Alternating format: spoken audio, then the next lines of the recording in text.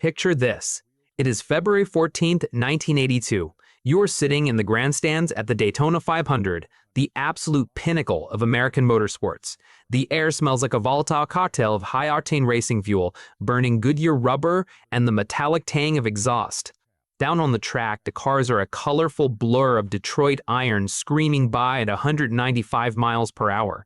We are watching Bobby Allison, a certified legend of the sport, wheel to wheel with another titan, Cale Yarborough.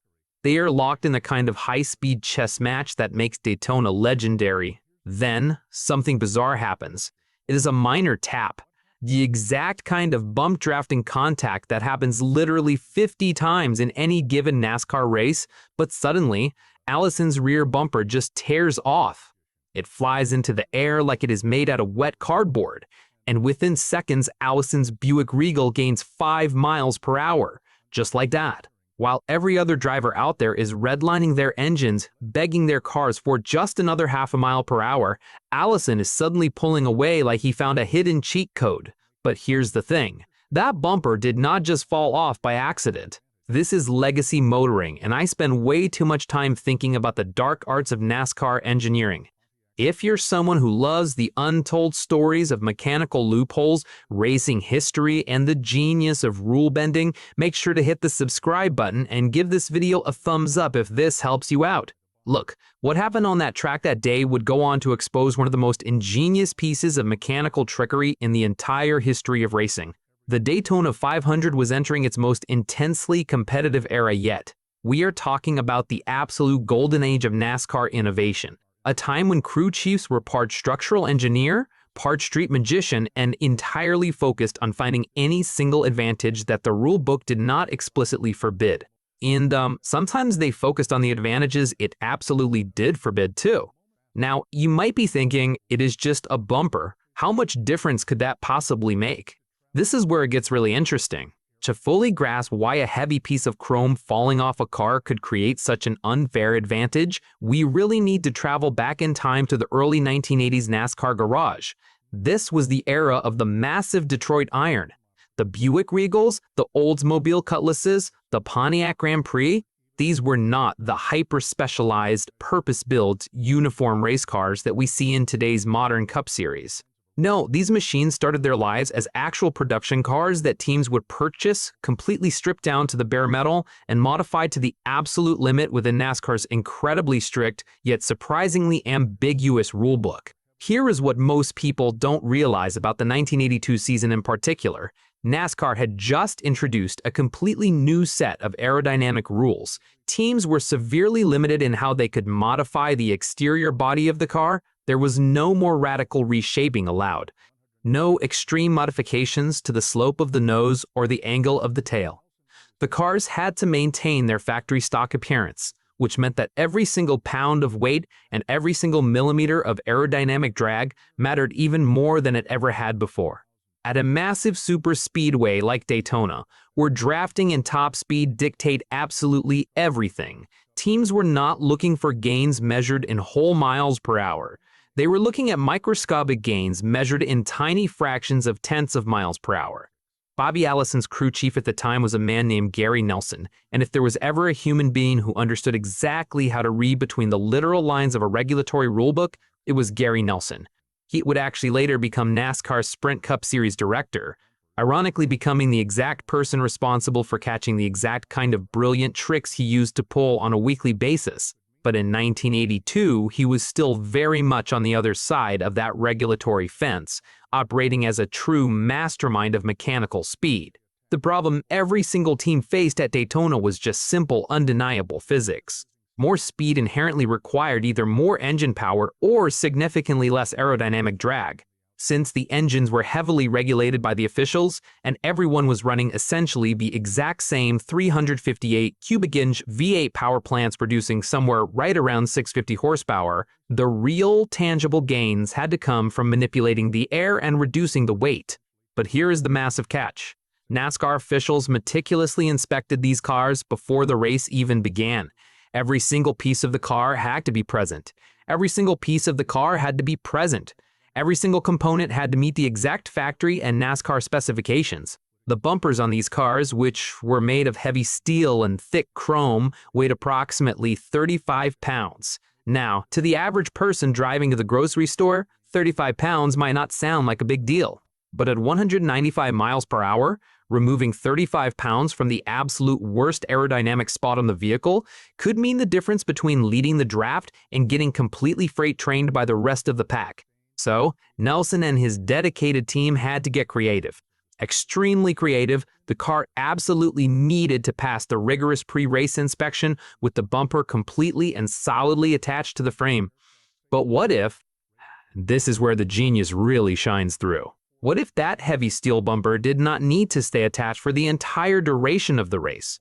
This simple question sparked an idea that would completely change the sport forever, blending rule-bending ambition with an absolute mastery of complex high-speed automotive engineering and truly brilliant strategic race execution. But how exactly do you rig a heavy steel bumper to pass a brutal NASCAR inspection, only to purposefully shatter at 195 miles per hour without leaving a single trace of evidence behind? Now, let me explain exactly what they allegedly did in that garage, because the structural engineering at play here is actually nothing short of absolute genius. To attach a standard bumper to a stock car in 1982, teams generally use standard grade 8 steel bolts. These are not your average hardware store fasteners. These are heavy-duty bolts rated for an astonishing 150,000 pounds per square inch of tensile strength. They are designed to withstand massive impacts, keeping heavy metal parts securely fastened to the chassis no matter what happens on the track. But Gary Nelson allegedly looked at those indestructible grade 8 bolts and saw an opportunity. Instead of using solid steel, Nelson supposedly used hollow bolts. Think about that concept for a second. Try to picture it in your mind. From the outside, these bolts looked absolutely perfect. They were the right size, the right shape, and they had the right markings on the head. They would pass any visual inspection from a NASCAR official with flying colors. You could even put a wrench on them and torque them down to the required specifications, and they would feel exactly like the real thing. But the actual interior walls of these completely hollow bolts were paper thin. We are talking about maybe 1/16 of an inch thick. There was just enough metal material left to hold the bumper firmly in place while the car sat still during the pre-race inspection. There was just enough strength to survive the slow, methodical pace laps before the green flag dropped. And there was even enough integrity to handle the standard vibrations of normal single-car racing. But here is the thing. Add the incredibly specific resonance frequency of sustained high-speed running, combined with the extreme aerodynamic forces pushing and pulling on the back of the car, and these modified bolts were essentially ticking time bombs. Some alternate versions of this legendary story claim they actually used thin wire instead of bolts to hold the bumper in place. The core principle remains exactly the same. It had to be strong enough to pass the rigorous visual inspection, but intentionally weak enough to fail catastrophically under extreme race conditions.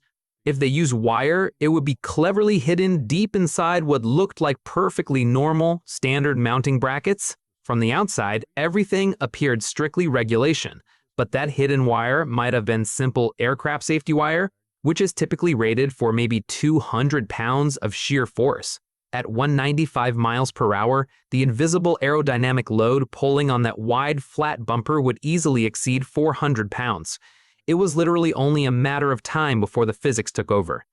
And this is where it gets really interesting. The truly clever part of this entire scheme is that they absolutely did not want the bumper to fall off immediately.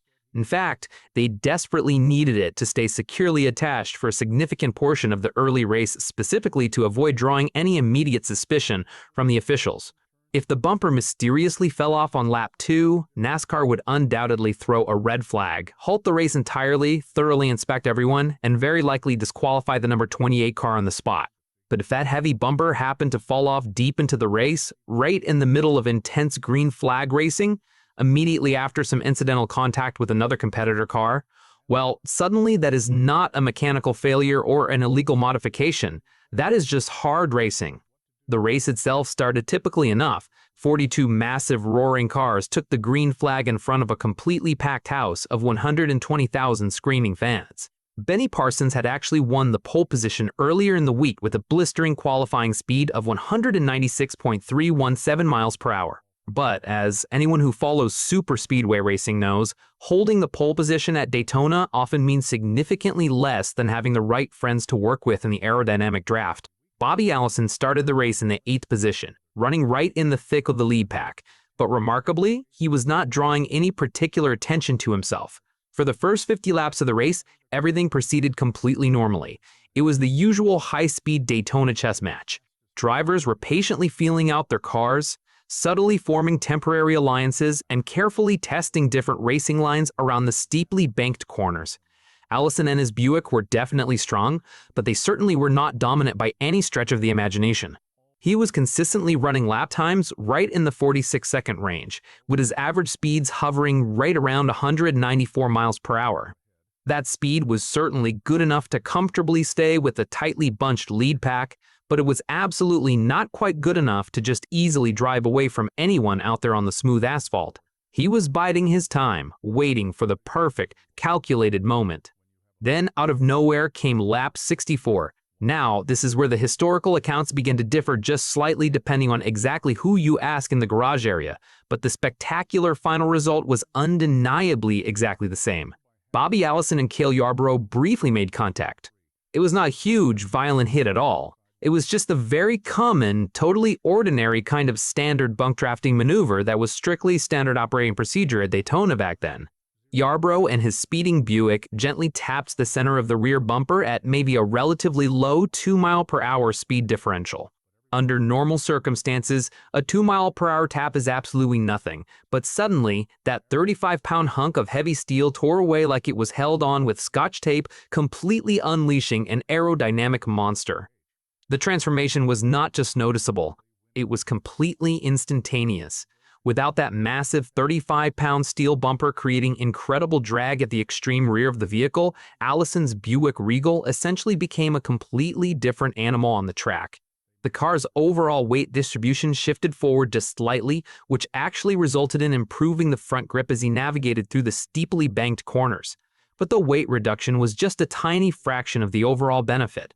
The massive reduction in aerodynamic drag was worth approximately 8 to 10 pure horsepower worth of extra speed on the long straightaways. Now, you might be thinking, how does a simple metal bumper hanging off the back of a car create so much drag?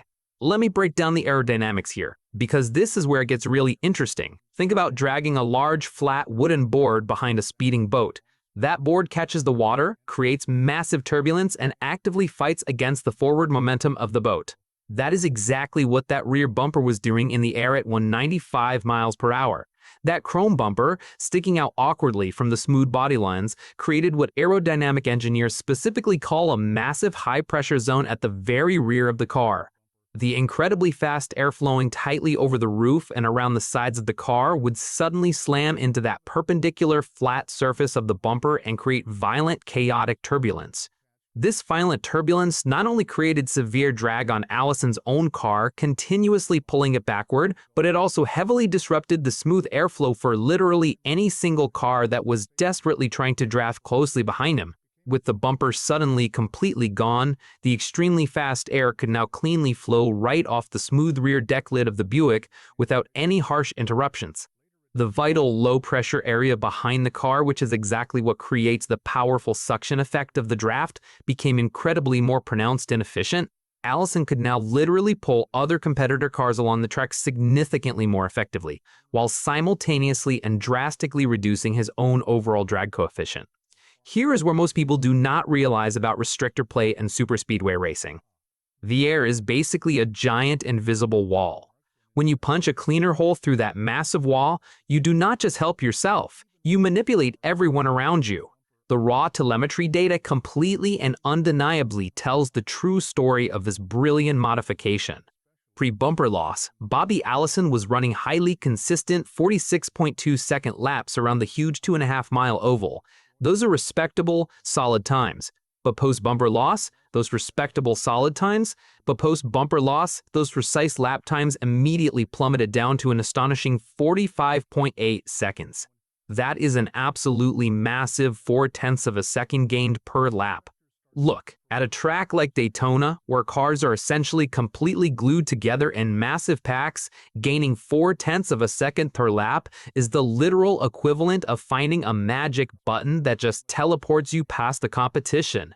It is the absolute difference between helplessly watching the race unfold from the middle of the crowded pack and effortlessly winning the entire event by a country mile.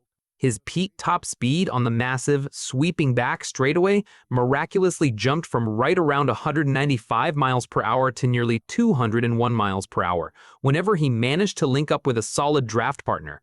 The rest of the highly experienced field was completely and utterly bewildered by this sudden surge in performance. Terry Labonte, who was fiercely running in the third position at the exact time this legendary incident occurred, later recalled that he just could not believe how much Allison's car had suddenly and inexplicably improved right before his very eyes.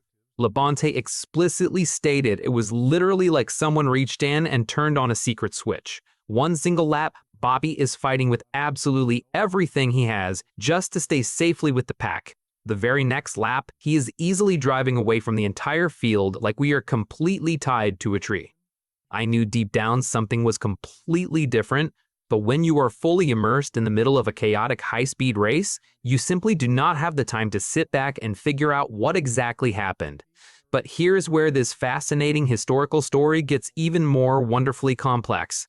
The sharp, eagle-eyed NASCAR officials perched high above the track noticed the missing bumper almost immediately. You simply cannot drop a heavy 35-pound piece of shining chrome onto a crowded racetrack without anyone noticing. The yellow caution flag quickly and inevitably came out on lap 67 for a completely unrelated minor spin elsewhere on the speedway. And NASCAR quickly used that vital opportunity to deeply discuss what to do about Allison's suddenly and suspiciously aerodynamically enhanced Buick. The strict written rulebook explicitly said that the race car absolutely had to start the race with all required components properly attached. It technically said absolutely nothing specific about definitively keeping every single component firmly attached for the entire duration of all 500 miles. So, NASCAR ultimately made a decision that would prove incredibly controversial within the Furious garage. They actually allowed him to continue racing. Their strict, unbending official rationale was remarkably simple. The heavy bumper had successfully detached during totally normal, extremely typical racing conditions directly after incidental physical contact with another competitor. There was simply no definitive, concrete proof of intentional, malicious modification. Of course, proving anything else was completely impossible without finding evidence. But having the fastest car on the track suddenly became Bobby Allison and his team's absolutely biggest problem entirely. Because now he actually had to meticulously figure out exactly how to completely win the legendary Daytona 500 without ever making his completely illegal aerodynamic advantage look entirely too obvious to the extremely watchful officials. Proving that those specific mounting bolts were completely hollow or that the secretly hidden wire was deliberately weakened beforehand would absolutely require intense forensic analysis of tiny metal parts that were now violently scattered completely across the massive backstretch at exactly 200 miles hourly. Finding a few tiny shattered pieces of paper-thin steel metal somewhere on a sprawling 2.5-mile speedway facility while 40 massive cars are still actively racing at full speed is quite literally impossible. The physical evidence was entirely gone. It was completely destroyed by the very same extreme aerodynamic forces that actually activated the brilliant trick in the very first place. So the remainder of the prestigious race actually became a totally brilliant high-speed masterclass in strategically exploiting an incredibly unfair mechanical advantage. Bobby Allison knew with absolute certainty that he had the ultimate speed. He possessed maybe the single fastest race car in the entire crowded field right now, but he also deeply knew without a shadow of a doubt that every single NASCAR official up in the tower was watching his rear bumper area like a hungry hawk. Too dominant of a sudden performance, and serious questions would definitely be asked immediately. A massive blowout victory would absolutely force the strict governing body to take completely unprecedented disciplinary action against his dedicated team, so he played it incredibly smart out there. He would purposefully lead the giant drafting pack when he truly needed. He would intentionally drop back deeply into the turbulent draft when he safely could. He was always carefully staying close enough to easily strike at a moment's notice, but never aggressively pulling so far ahead as to make his massive mechanical advantage completely obvious to the naked human eye. Now you might be actively thinking right now, is not that incredibly risky behavior? Deliberately letting other hungry drivers lead the most important race of the entire season just to carefully hide your own top speed. Absolutely, it is very risky. But here's the thing about superspeedway massive plate racing. Here's what most casual racing fans absolutely do not realize about drafting. When you suddenly possess a massive 5-mile-per-hour advantage over the rest of the extremely competitive field, you literally do not need to lead a single official lap until the very last lap that actually pays the championship points and hands out the massive trophy.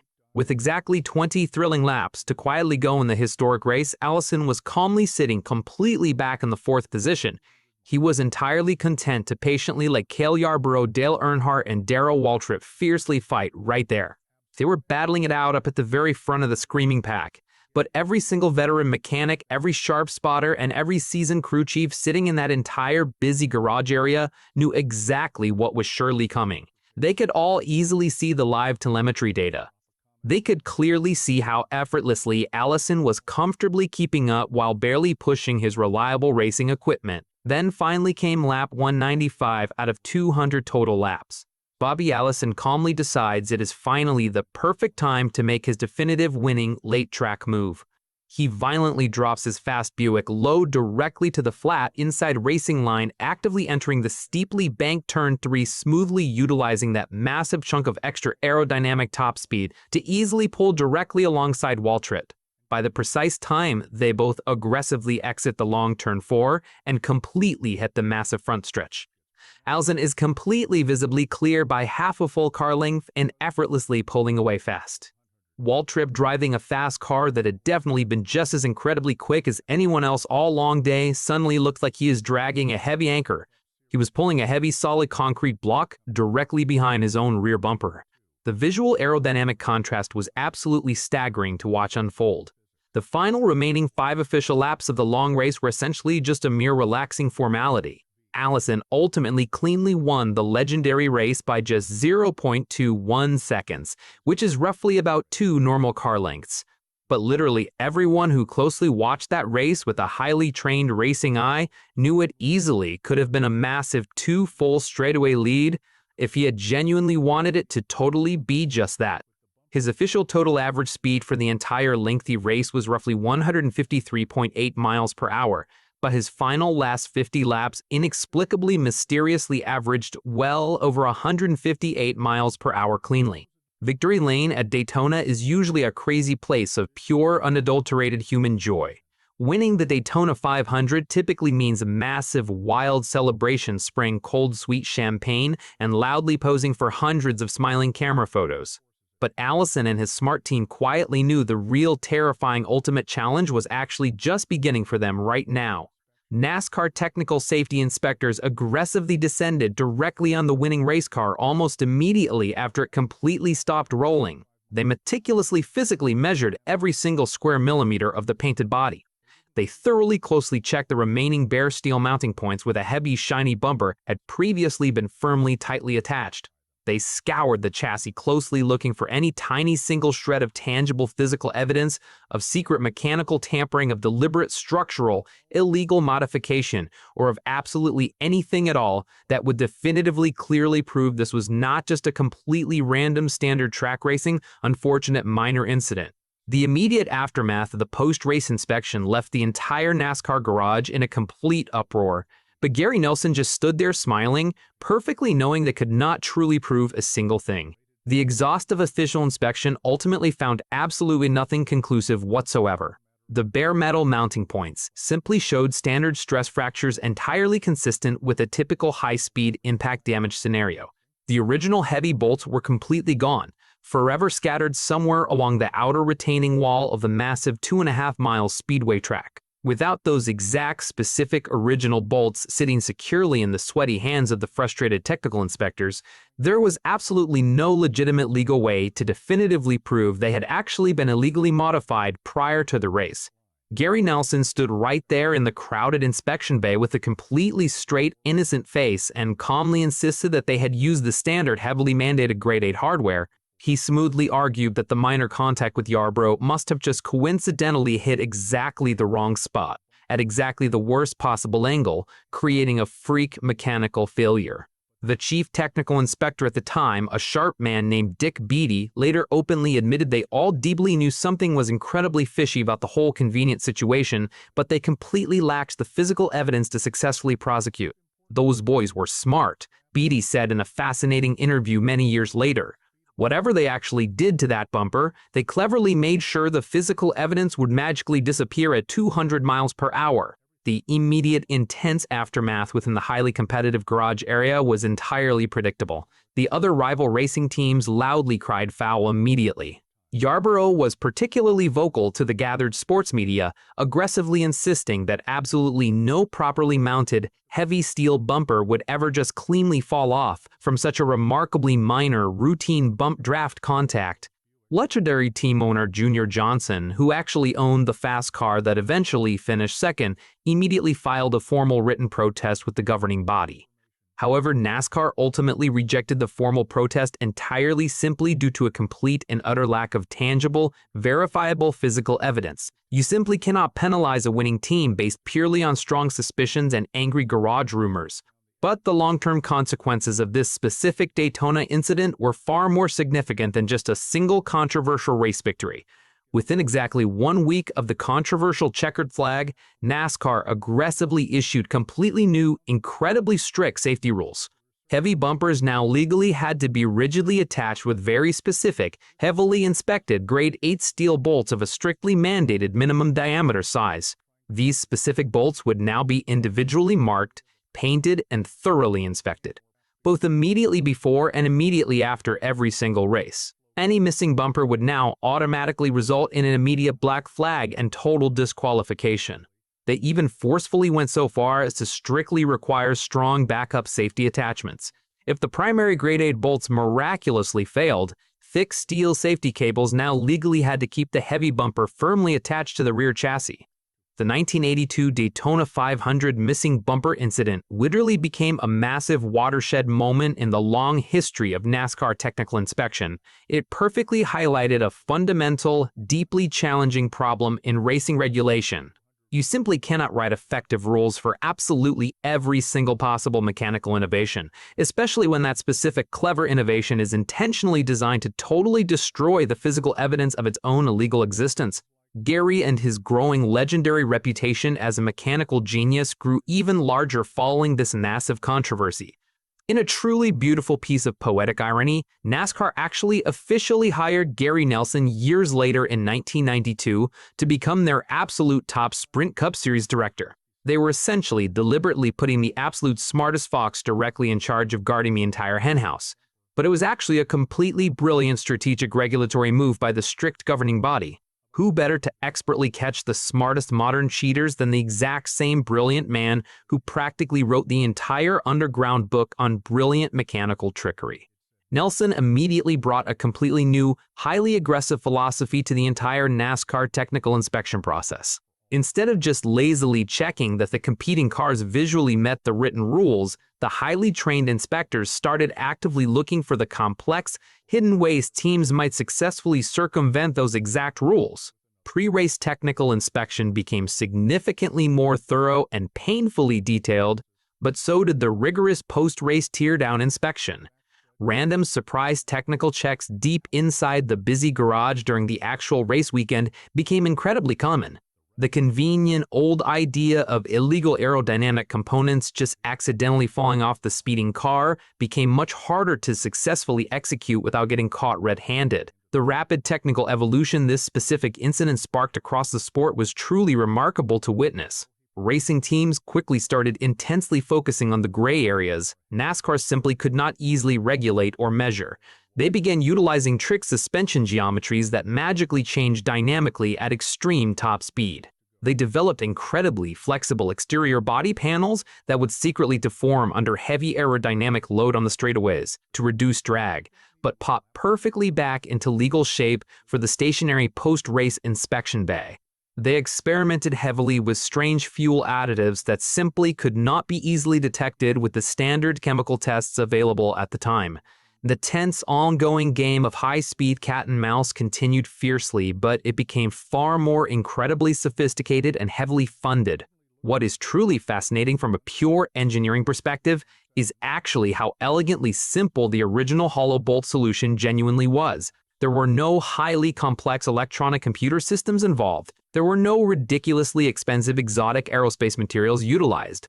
There was absolutely no advanced theoretical chemistry required. It was genuinely just basic, fundamental structural engineering applied perfectly with a flawless, masterful understanding of the specific NASCAR inspection process directly. But looking back, was this brilliantly simple hollow bolt trick cheating? Or was it just the purest form of all-American racing engineering? The bolts themselves needed to securely survive exactly 3 specific, distinct challenges out on the racetrack. First, the rigorous pre-race visual inspection. Second, the slow pace laps directly behind the pace car. And third, the standard aerodynamic loads of safe single-car racing. They were engineered from the beginning to fail at exactly one specific condition: sustained high-speed running directly after a minor physical impact. Now, you might be thinking, how do you even begin to calculate something like that in 1982 without powerful modern computer simulations? Think about the complex mathematical calculations that went into this daring scheme. They had to somehow determine the exact resonance frequency of the heavy stock car vibrating at 195 miles per hour. They needed to calculate the invisible aerodynamic load, pushing and pulling violently on the flat chrome bumper at several different racing speeds. And perhaps most importantly, they had to understand the exact fatigue characteristics of thin-walled steel under heavy cyclic loading. Somebody literally sat down in that dusty garage with a simple pencil and paper and confidently figured out exactly how thick those tiny bolt walls needed to be to last about an hour of hard racing before failing. Too thick and the heavy bumper just stubbornly stays on the car, ruining the aerodynamic advantage. Too thin and it falls off immediately during the slow pace laps, causing an instant penalty. They had exactly one shot to get it right, and they nailed it on the biggest stage. The cost-benefit analysis of this entire situation is incredibly interesting to examine too. That secret bumper trick was worth maybe a 3% total improvement in top speed. In most other forms of motorsports, a sudden 3% performance jump is massive. In Formula One, for example, teams will spend hundreds of millions of dollars just searching for a 0.5% aerodynamic improvement. But in American stock car racing, where the pack racing is incredibly close and track position literally dictates absolutely everything, a 3% aerodynamic advantage is the undeniable difference between a celebrated champion and an also-ran who finishes 30th. Looking closely at the modern Cup Series, you can easily clearly see the direct, undeniable lineage tracing straight back to that 1982 Daytona 500. Today, the complex technical inspection process involves highly advanced laser measurement systems that can instantly detect tiny, microscopic variations of literally a thousandth of an inch. Cars must meticulously pass through multiple different specialized inspection stations. Every single exposed bolt, every tiny suspension component, and every smooth aerodynamic surface is heavily documented and scrutinized. The inspection process that used to casually take maybe 30 loose minutes back in 1982 now takes several agonizing hours to completely finish. But here's the truly beautiful thing about motorsports engineering innovation. It simply never stops. For every single new rule the governing body strictly writes down, smart racing teams instantly find a brand new gray area to exploit. For every single advanced inspection tool the officials successfully develop, clever mechanics deliberately find something brand new that it simply cannot easily detect yet. The legendary hollow bolt eventually evolved into wildly flexible front splitters, highly complex trick shock absorbers, and hidden aerodynamic underbody elements that miraculously only work effectively at very specific high speeds. The tense game just continues, just at a significantly higher, much more expensive level. The deep philosophical question this whole situation raises is endlessly fascinating to me. Is creative interpretation of the strict written rules actually cheating, or is it honestly just fundamentally good engineering? Allison and his brilliant team technically did not actually break any specific written rule on the books that Sunday. They faithfully followed the exact literal letter of the complex regulatory law while completely and utterly violating its unwritten competitive spirit. The fast car legitimately started the long race with all legally required components properly and securely attached. The undeniable fact that those specific metal components were intentionally designed to deliberately fail under highly specific racing conditions, well, nobody explicitly ever said they strictly could not do exactly that. This is legacy motoring, and I spend way too much time thinking about the genius of rule bending. If you're someone who loves the untold stories of mechanical loopholes in racing history, make sure to hit the subscribe button and give this video a thumbs up if this helps you out. We actively celebrate raw mechanical innovation even when it aggressively bends the strict rules. Smokey Yunick, Junior Johnson, Gary Nelson, these familiar names are absolute legends in the garage area. Absolutely not despite their notorious rule bending, but directly because of it.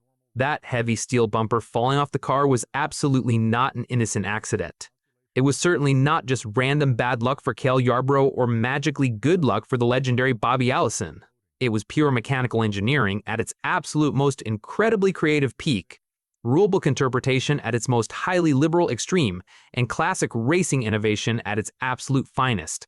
The tiny hollow bolts that temporarily held that heavy piece of chrome on the car were specifically designed to completely fail, and in failing so spectacularly, they truly succeeded absolutely brilliantly.